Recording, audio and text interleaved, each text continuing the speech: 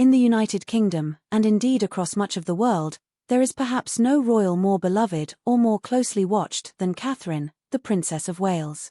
On the surface, her life seems straight from a storybook: the elegant palaces, the dazzling jewels, the adoring crowds lining red carpets at every royal event. Catherine, with her effortless poise and radiant smile, appears to live a life of glamour and privilege, a modern-day fairy tale played out in the grandest theatres of British tradition. Yet, as so many close to her know all too well, the reality is far more complex. The path that has led Catherine to her place at the heart of the royal family is one marked not only by privilege but by immense pressure, private heartbreak, and now, a very public battle with illness that has changed everything. Behind the headlines and photo ops, Catherine's journey has been defined by resilience in the face of tragedies that have left an indelible mark not only on her spirit, but on her health. Although the world watched with relief as Kensington Palace finally announced her remission from cancer in late 2024, insiders have continued to stress that any return to her royal duties would be measured carefully, taken day by day, and guided entirely by the unpredictable rhythms of her recovery. Still, the princess's sudden absence from Royal Ascot, a cornerstone event on the royal calendar, sent shockwaves through both the palace and the public, reigniting rumors, whispers, and a fresh wave of anxiety. Behind palace walls, shock and confusion. Inside the palace, the news broke like a thunderclap. The royal staff, usually well prepared for any contingency, found themselves reeling. "What is going on?" became the refrain whispered through corridors as aides tried to make sense of Catherine's withdrawal.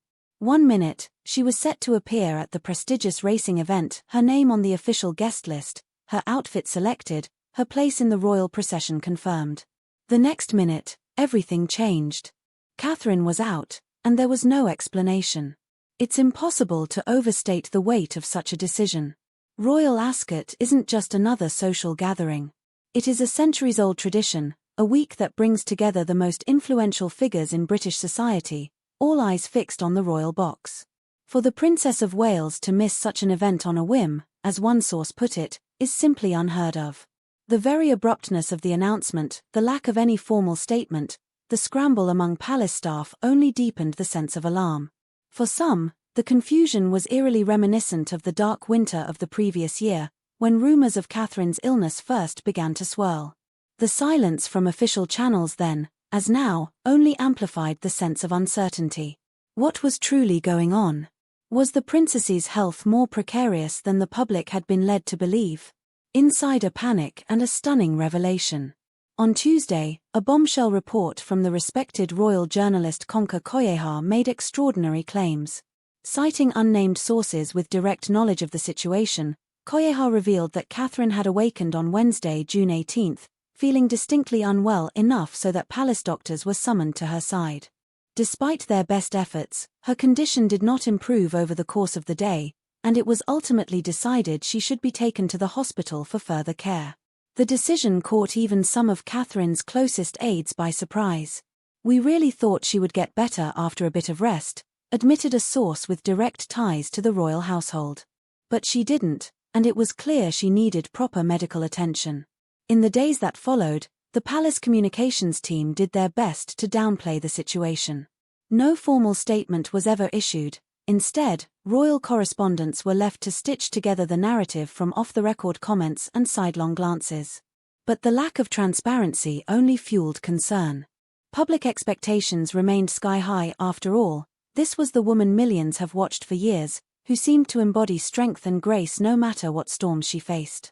But those closest to her saw the reality.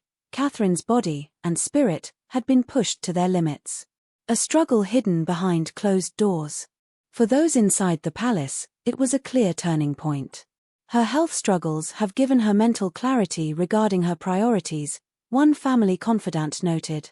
In other words, Catherine was beginning to make hard decisions about what she could and could not take on. "On some levels, I actually think this is positive," added the insider. "Anyone who has been through something like this will tell you, you can feel unwell for a long time afterward. It can take years to recover." A close friend, speaking anonymously, painted an even starker picture. "My understanding is that Catherine was basically exhausted after trooping the colour on Saturday and Garter Day on Monday. She simply couldn't face another major event. There are good days and bad days. As she herself has said, her schedule now reflects that shift. Even as Catherine stepped out, radiant but clearly cautious, at the King's birthday parade and the Garter Day service in mid-June, the tension was palpable. Each appearance was a triumph, yes, but also a test. Would she have the strength to continue? Would the public notice if she faltered? A new approach to duty, relatable and radical. There is, at least, some relief to be found in Katherine's deliberate, measured approach to her official role. As one royal source noted, she is quite strict now at working out what she needs to be at, and what she doesn't.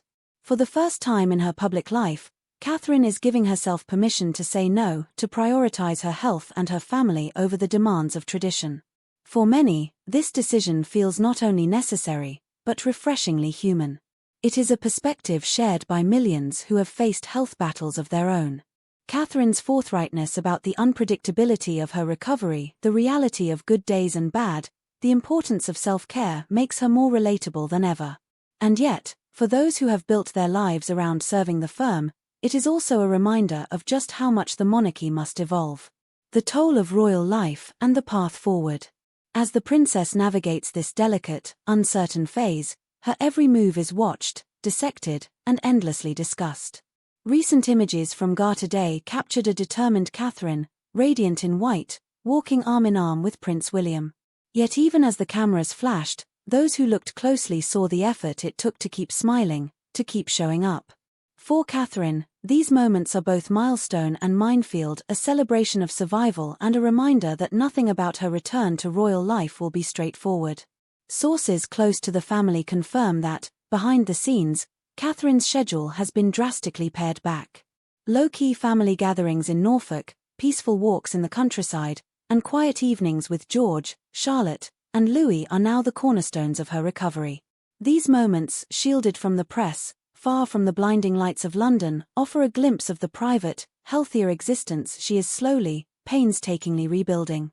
The uncertainty ahead. For royal watchers and ordinary admirers alike, Catherine's journey is both inspiring and unsettling. There is hope in her resilience, yes, but also a sober recognition of the limits that even the strongest among us must respect. The enigma surrounding her health remains unresolved, fueling ongoing speculation about what the future may hold. Yet through it all, the Princess of Wales has never been more admired. Her candor, her courage, and her willingness to step back in order to move forward have given the monarchy a new, deeply human face. As she continues to balance duty and self-preservation, Catherine's example is quietly rewriting the royal playbook and, in the process, offering hope to everyone who has ever faced a crisis and dared to choose healing over expectation. What happens next? Only time will tell. For now, those closest to her and those watching from afar remain hopeful, mindful, and deeply grateful for every glimpse of strength the princess chooses to share with the world.